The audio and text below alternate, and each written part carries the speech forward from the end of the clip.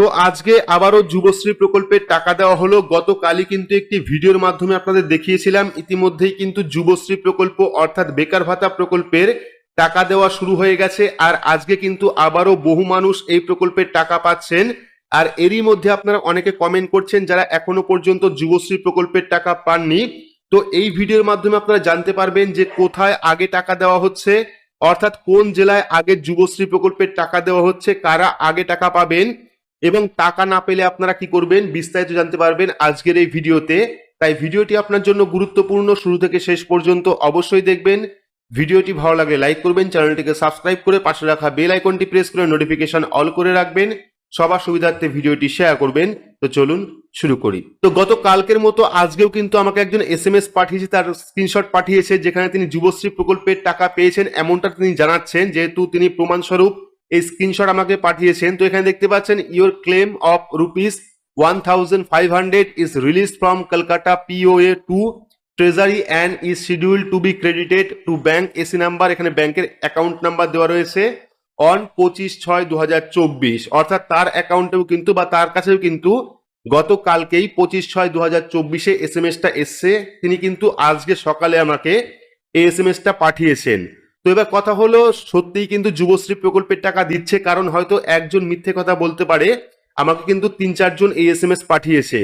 তো এইবার আপনারা অনেকে কমেন্ট করছেন যে যুবশ্রী প্রকল্পের টাকা কাদের আগে দেওয়া হচ্ছে বা কাদের পরে দেওয়া হচ্ছে।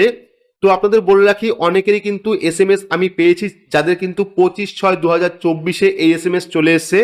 আর আপনারা যারা কমেন্ট করছিলেন যে কোন জেলায় আগে টাকা দেওয়া হচ্ছে, কোন জেলায় পরে টাকা দেওয়া হচ্ছে, তো বিষয়টা কিন্তু এরকম নয় যে আপনার জেলায় আগে টাকা দেওয়া হবে অন্য জেলায় পরে টাকা দেওয়া হবে।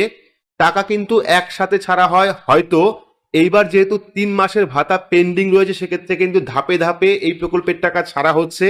কেউ হয়তো 2 দিন আগে আপনারা যুবশ্রী প্রকল্পের টাকা পাবেন, কেউ হয়তো 2 দিন পরে আপনারা যুবশ্রী প্রকল্পের টাকা পাবেন। যেমন আপনারা কৃষক বন্ধু প্রকল্প বা লক্ষ্মীর ভান্ডার প্রকল্পে পেয়ে থাকেন, ঠিক একইভাবে কিন্তু সময় সাপেক্ষে আপনারা এই টাকা অ্যাকাউন্টে পেয়ে যাবেন, অর্থাৎ যুবশ্রী প্রকল্পের টাকা।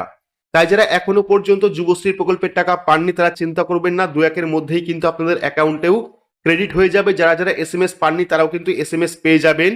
আমি এর আগের ভিডিওতে আপনাদের বলেছিলাম যে যুবশ্রী প্রকল্পে 24 থেকে 28 তারিখের মধ্যে 3টি কিস্তির টাকা পাওয়ার সম্ভাবনা রয়েছে। পরবর্তী 1 থেকে 10 তারিখের মধ্যে কিন্তু আরও একটি কিস্তির টাকা দেওয়ার কথা রয়েছে। আর ইতিমধ্যে আজকে 26 তারিখ, আর আজকেই কিন্তু বহু মানুষের অ্যাকাউন্টে এই যুবশ্রী প্রকল্পের টাকা পাওয়া শুরু হয়ে গেছে, বা সে কিন্তু এই যুবশ্রী প্রকল্পের যে পেমেন্ট এসএমএস সেটা কিন্তু চলে এসেছে। তো আপনারা কমেন্ট বক্সে অবশ্যই লিখবেন কার কার কাছে এই যুবশ্রী প্রকল্পের পেমেন্টের এসএমএস এসছে, এবং যদি আপনি পেমেন্ট না পেয়ে থাকেন সেক্ষেত্রে অবশ্যই কমেন্ট বক্সে কমেন্ট করে জানাবেন। এবং আপনি কোন জেলা থেকে ভিডিওটি দেখছেন সেটি গুরুত্বপূর্ণ, সেটিও আপনারা কমেন্ট বক্সে কমেন্ট করে জানাবেন। তো এখানে একটা কথা বলে রাখি, অ্যানেক্সার 3 ফর্ম যারা সময় মতো সাবমিট করেছিলেন তারা কিন্তু অবশ্যই টাকা পেয়ে যাবেন। এই নিয়ে চিন্তার কোনো বিষয় নয়, যেহেতু আপনি অ্যানেক্সার 3 ফর্ম সাবমিট করে দিয়েছেন, আপনার সমস্ত কিছু ক্লিয়ার রয়েছে, আপনি কিন্তু টাকা অবশ্যই পাবেন। কেউ হয়তো 2 দিন আগে টাকা পাবেন, কেউ হয়তো 2 দিন পরে টাকা পাবেন, কিন্তু টাকা আপনারা অবশ্যই পাবেন।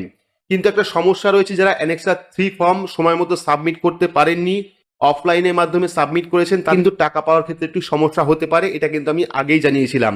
তো পরবর্তী সময় যদি যুবশ্রী প্রকল্পের আরো আপডেট পাই বা আরো পেমেন্টের প্রুফ পাই, আপনাদের সামনে ভিডিও নিয়ে আসবো। তাই চ্যানেলটিকে অবশ্যই সাবস্ক্রাইব করে রাখবেন এবং পাশে রাখা বেল আইকনটি প্রেস করে নোটিফিকেশন অল করে রাখবেন এইরকম গুরুত্বপূর্ণ আপডেট সবার আগে পেতে। তো আজকের মতো এইটুকুই, ধন্যবাদ।